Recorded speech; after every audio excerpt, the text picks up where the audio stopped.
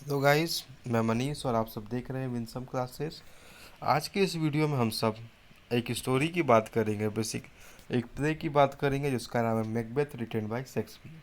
ठीक है, तो मैकबेथ देख सकते हैं 1606 में ये जो है पब्लिश्ड होता है। इसकी सोर्स की बात करें तो इसका सोर्स है राफेल हॉलिंगसेड। राइटर का नाम है the chronicles of England, Scotland and Ireland. ठीक है, तो ये जो नाम है इसका ये सोर्स है, जो सेकेंड एडिशन था 1587 में पब्लिश हुआ था। इस प्ले की सेटिंग की बात की जाए तो ये प्ले जो है स्कॉटलैंड और इंग्लैंड में सेट है। ठीक है, प्ले की सेटिंग कहाँ की है तो स्कॉटलैंड और इंग्लैंड में सेटिंग है। प्ले की पूरी नाम की बात की जाए तो इसका नाम है द ट्रेजेडी ऑफ मैकबेथ। आगे हम सब देखते हैं इस प्ले के कुछ इंपॉर्टेंट कैरेक्टर्स के बारे में। तो कैरेक्टर्स हैं किंग डंकन, जो कि स्कॉटलैंड के राजा हैं। ठीक है, डंकन ये इंपॉर्टेंट नाम है। Malcolm and Donald Ben. ठीक है, डोनाल्ड बेन या डोनाल्ड बेन भी से कहते, तो मेलकम और डोनाल्ड बेन क्या है, इस डंकन के क्या है, बेटे हैं, अर्थात राजकुमार है। आगे बात करते हैं मैकबेथ और बैंको। तो मैकबेथ और बैंको क्या है, किंग डंकन के सेना के क्या है, ये सब जनरल्स हैं। बात करते हैं लेडी मैकबेथ की, तो ये मैकबेथ की वाइफ है। अब आगे मैकडफ, रोज, लेनॉक्स, एंगस, कैथनेस, ये सब क्या है, स्कॉटलैंड के जो है नोबल मैन है। ठीक है, तो हमें कैरेक्टर्स पे विशेष ध्यान देना है। डंकन है किंग ऑफ स्कॉटलैंड, बाकी मेलकम, डोनाल्ड बेन, मैकबेथ, बैंको, लेडी मैकबेथ, मैकडफ, रॉस, ये सारी भी जो है इम्पोर्टेंट इस प्ले में हमें नाम देखने को मिलते हैं। आगे बात करते कुछ और की, तो फ्रेंसे कौन है, तो फ्रेंसे जो है बैंको का बेटा है। लेडी मैकडफ मैकडफ की पत्नी है। रॉस ये सारे जो मैंने आपको बता ही दिया था। कैथनेस जैसे स्कॉटिश थैन्स है। थैन क्या होते हैं, किसी एक प्रोविंस के जो हेड होते हैं उन्हीं को हम सब थैन्स कहते हैं। आगे बात करते हैं सिवार्ड की, तो सिवार्ड क्या है, इंग्लिश जो फोर्स है, अंग्रेजी सेना क्या है, जनरल है। हैकेट कौन है, क्वीन ऑफ द विचेस।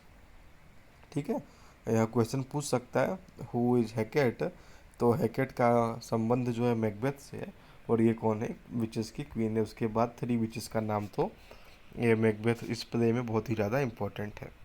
आगे देखते हैं कुछ सीन्स की बात कर देते हैं। तो इस प्ले की कुछ जो सबसे फेमस सीन है उसमें बात करते हैं थ्री विचेस सीन।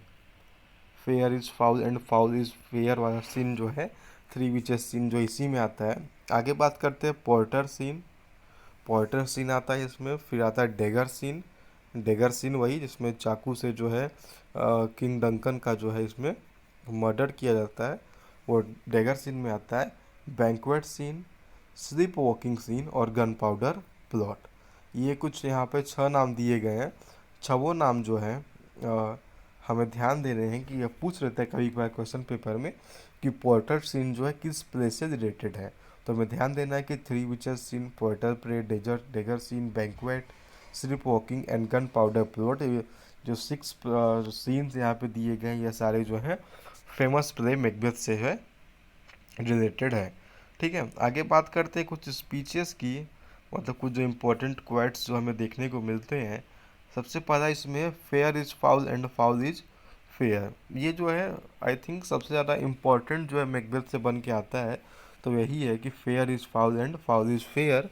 ये विचेस जो थ्री विचेस रहती हैं, ये उनका स्टेटमेंट रहता है पहले ही एक्ट के पहले ही सीन में, ये सारे लोग इस बात को कहते हैं। आगे है there is no art to find the mind's construction in the face. मतलब कि यहाँ कोई आर्ट ऐसा बना ही नहीं है जिससे कि दिमाग के जो कंस्ट्रक्शन को कहाँ पर, फेस पर ही पहचाना जा सके। ये किंग डंकन कहते हैं फर्स्ट एक्ट के सीन नंबर चौथे में। तो हमें ज़्यादा तो नहीं, पर एक्ट और सीन ना भी याद रहे तो स्टेटमेंट किसने कहा है वो तो हमें ज़रूर याद होना चाहिए। तो there is no art to find the mind's construction in the face, ये जो है डंकन के द्वारा कहा गया है। Look like the innocent flower, look like the innocent flower but be the serpent under it. ठीक है, देखने में कैसा लगना चाहिए इंसान को, इनोसेंट फ्लावर की तरह, मासूम फूल की तरह, पर होना कैसे, but be the serpent under it, तो जो उसके अंडर का जो सरपेंट है उसकी तरह बनना चाहिए। ये लेडी मैकबेथ कहती है पहले ही एक्ट के सीन नंबर 4 में। ठीक है, आगे देखते हैं स्टेटमेंट और क्या देखने को हमें मिलते हैं। Will all great Neptune's ocean wash this blood clean from my hand. Macbeth का statement act second scene first में कहता है कि with all great Neptune's ocean, जितने भी नेपच्यून के ओशन है वो मेरे हाथ में जो खून लगे गए उसको साफ क्या कर सकता है। मैकबेथ कहता है सेकेंड एक्ट के पहले ही सीन में, to show an unfelt sorrow is an office which the false man does easy. To show unfelt sorrow is an office which the false man does easy. Malcolm का statement है act second scene second में। आगे देखते हैं, Duncan is in his grave after life fitful fever he sleeps well. Duncan is in his grave, मतलब Duncan के यहाँ अपने ग्रेव में चला गया है। मैकबेथ का स्टेटमेंट है एक्ट थर्ड के सीन सेकेंड में जो है मैकबेथ इस बात को कहता है। आगे हम सब देखते हैं और क्या सीन यहाँ पे सीन दिए गए हैं, क्या स्टेटमेंट है। ये जो देखिए यहाँ पे भी एक बहुत इंपॉर्टेंट है कि here is the smell of the blood still और the perfumes of Arabia will not sweeten this little hand. Lady Macbeth का स्टेटमेंट है पांचवें एक्ट के सीन नंबर फर्स्ट में, इसे जो है लेडी मैकबेथ कहती है। यहाँ ध्यान दीजिएगा कि ये वाला स्टेटमेंट मैकबेथ नहीं कहता, लेडी मैकबेथ कहते हैं। ठीक है, all the perfumes of Arabia will not sweeten this little hand statement है लेडी मैकबेथ का। What is done cannot be undone, जो हो चुका है उससे बदला नहीं जा सकता। What's done cannot be undone. ठीक है, ये स्टेटमेंट भी किसका, लेडी मैकबेथ का है। एक्ट फिफ्थ में सीन फर्स्ट में ये कहती है कि what is done cannot be undone. ठीक है, तो ये वाले स्टेटमेंट, बाकी जो है अरब देश के पूरे परफ्यूम इसके हालत को नहीं सुगंधित कर सकते, ये वाले दोनों जो है ये इसी लेडी मैकबेथ का स्टेटमेंट है। आगे एक बहुत लंबा सा स्टेटमेंट है कि tomorrow and tomorrow and tomorrow creeps in this pretty piece pace out brief candle, life is but a walking shadow, a poor player that starts and frets his hour upon the stage and then is heard no more. It is a tale told by an idiot, full of sound and fury, signifying nothing. तो इतना लंबा देख लेना है हमें, इसे ध्यान में रखना है। मैकबेथ कहता है पांचवें एक्ट के पांचवें सीन में। अच्छा, एक चीज़ हमें यहाँ और भी ध्यान देना है कि जो मैकबेथ है वो 5 एक्ट प्ले है ना। शेक्सपियर के जितने भी टिपिकल प्लेज हैं वो सब कितने हैं, 5 एक्ट में ही लिखे गए हैं। अब हम थोड़ी इसके स्टोरी के बारे में जान लेते हैं। इसका स्टोरी क्या है मैकबेथ का। King Duncan generals, king Duncan के जनरल कौन कौन से, Macbeth and Banquo encounter 3 stage women on the brick Scottish moorland on their way home from quelling a rebellion. ठीक है, तो यहाँ पे क्या बताया जा रहा है, किंग डंकन के जो जनरल्स थे मैकबेथ और बैंको, वो 3 स्ट्रेंज वुमेन से मिलते हैं। इन्हें क्या कहा गया, इन्हीं को 3 विचेस कहा गया है।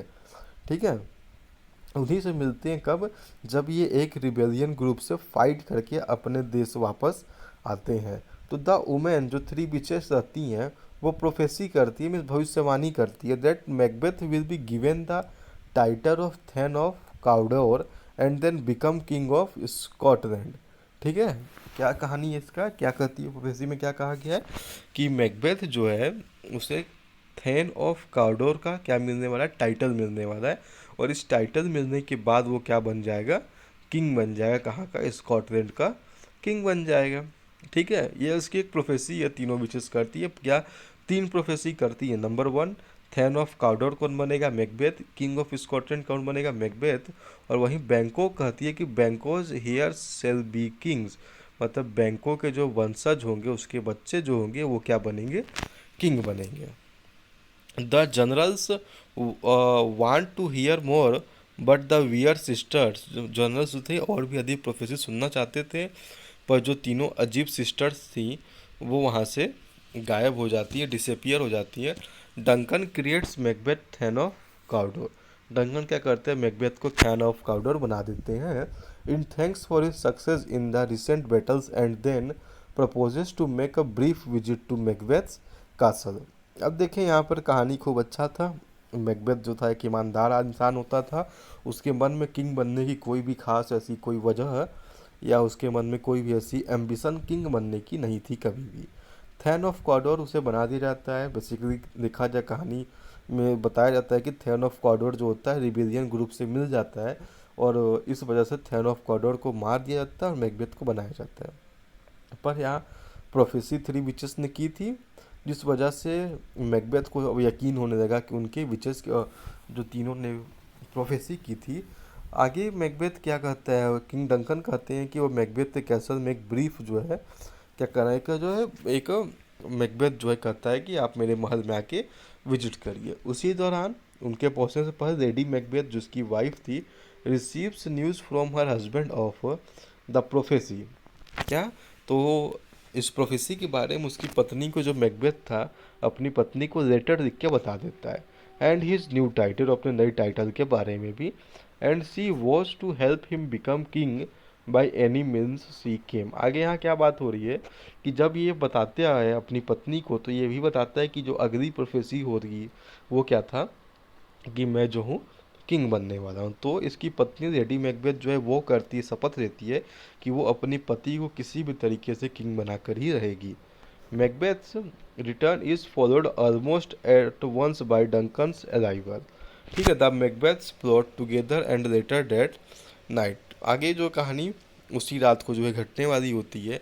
वाइल, आगे देखते हैं क्या कहा गया है। While all are sleeping and after his wife has given the guard drugged wine.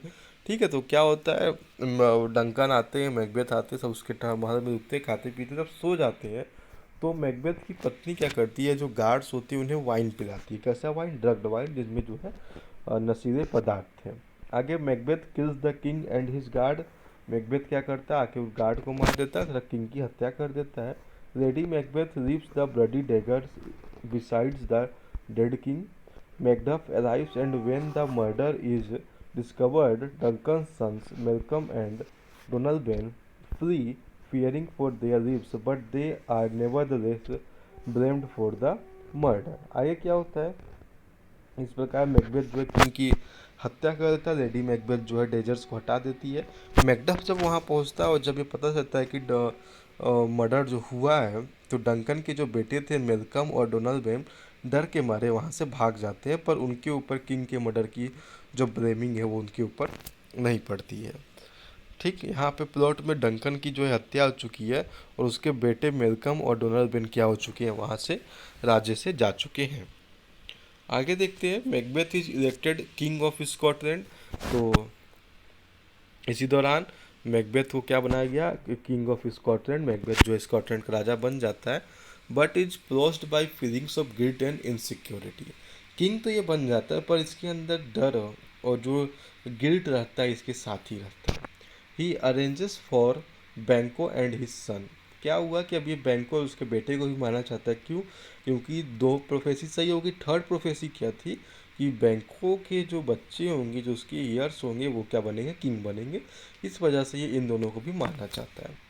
फ्लेयर्स to be killed but the boy escapes the murders at the celebratory banquet. Macbeth sees the ghost of Banquo and discards the courtiers with his strange manner. Lady Macbeth shouts to crime but is rejected. ठीक है, तो क्या होता है, बैंको और फ्लियंस उसके बेटे को मारने की साजिश रची जाती है, पर बैंको की हत्या हो जाती है, पर उसका सन क्या हो जाता है, वहाँ से बच निकलने में कामयाब होता है। इसी प्रकार जब ये अपने कोर्ट रूम में बैठा रहता है तो ये जो है मैकबेथ जो है बैंको के घोस्ट को देखता है और वहाँ पे डर जाता है। लेडी मैकबेथ उसे शांत करवाने की कोशिश करती है पर वो अनसक्सेसफुल ही रहती है। आगे देखें, आगे जो है कहानी आगे बढ़ती है, उस कहानी का ब्रीफ मैं आपको बता रहा हूँ। तो Macbeth seeks out the witches and learns from them that he will be safe until Birnam woods. अब यहाँ दो नाम इंपॉर्टेंट है कि बिडनम वुड्स जो है जब तक कि उसके कैसल, अब मैकबेथ कैसे का नाम है, डेंसियन में उसके जो बिडनम के जो जंगल है, वुड मीन्स जंगल हो गया, तो बिरनेम या बिरनाम के जो जंगल है जब तक उसके महल के पास ना आ जाए तब तक वो क्या होगा, वो सेफ रहेगा। और उसे क्या, they tell him that he need fear no one born of women. तो इसे किससे डरने की ज़रूरत है, एक ऐसा इंसान जो कि एक औरत से जन्मा ना हो, जो कि औरत से जन्म ना दिया हो। तो बेसिकली होता क्या, मैकबेथ बहुत ज़्यादा डर जाता है, तो मैकबेथ जो है थ्री विचेस को फिर से बुलाता है, उनसे पूछता है कि अब मैं क्या करूँ, मुझे जो है गाइड करो, प्रोफेसी करो मेरे लिए।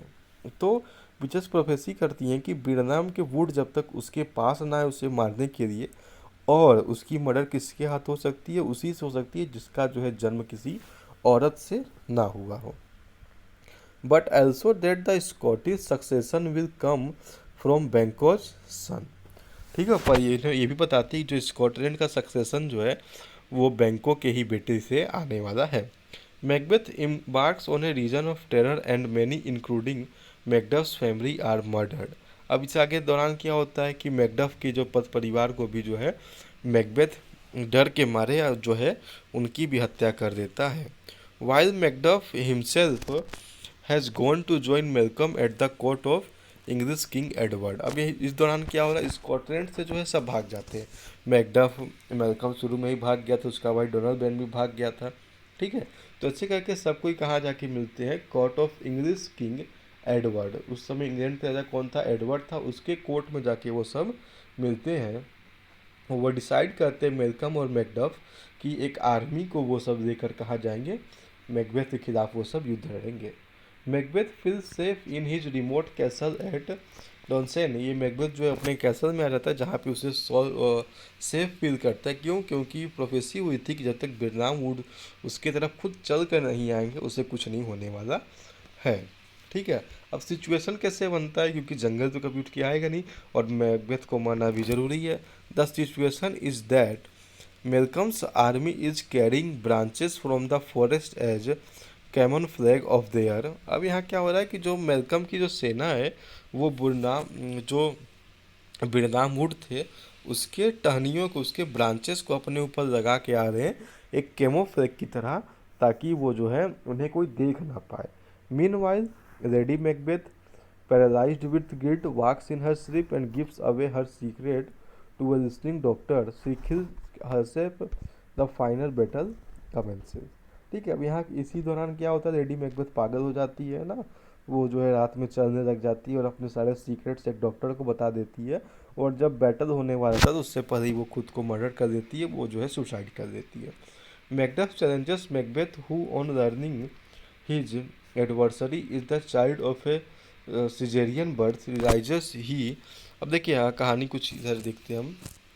आगे बात होती है मैकडफ़ की, तो मैकडफ़ जो है मैकबेथ को चैलेंज करता है, और मैकडफ़ का जो जन्म नॉर्मली नहीं होता, वो क्या होता है, सिजेरियन बर्थ होता है इसका। मतलब इसका जो बर्थ होता है वो चीर फाड़ मतलब ऑपरेशन के द्वारा जो है मैकडफ़ का बर्थ होता है।